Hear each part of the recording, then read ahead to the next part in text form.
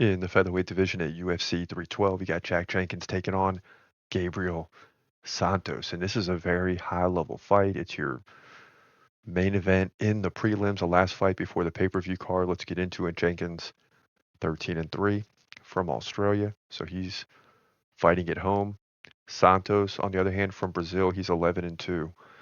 And I always say you don't want Brazilians to come in, they might wreck the party. Santos, 2 inches taller, 5'9", he's 28, Jenkins 31. Santos, 2-inch reach advantage. He fights right-handed. Jenkins is a switch stance fighter, but both guys right about 4.7, 4.8 significant strikes per minute. Both guys can land takedown. Santos 1 per round. Jenkins 2 every 3. So he's just shy of that. So Santos a slight edge in terms of takedowns, but it should be interesting if it goes to the ground. Now Jenkins 76% takedown defense. Santos 85. Two guys very good at defending the takedowns. Jenkins beat Herbert Burns by KO. Lost to Chepe Mariscal by KO. Chepe's a good fighter.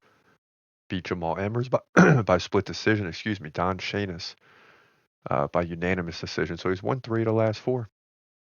Santos beat Yiza in his last fight by decision, but lost to David Onama by KO. And Lerone Murphy split decision. Wow. Santos had 5 takedowns to 1. And, we obviously know how good Lerone Murphy is. So that makes it interesting. I was sort of leaning towards Jack Jenkins before I saw that. You fight Lerone Murphy in your UFC debut to a split decision as good as he was and is. That's incredible. And you got to think that Santos is just a little bit better than Jenkins, although it's going to be close regardless of where the fight's at, but it's in Australia. So I think that helps Jenkins, but still Santos is going to win the fight, in my opinion, by decision, more than likely.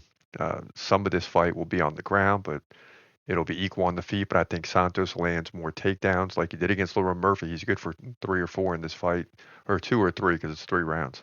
But that's good enough to get the victory if he can get like 4 or 5 minutes of control.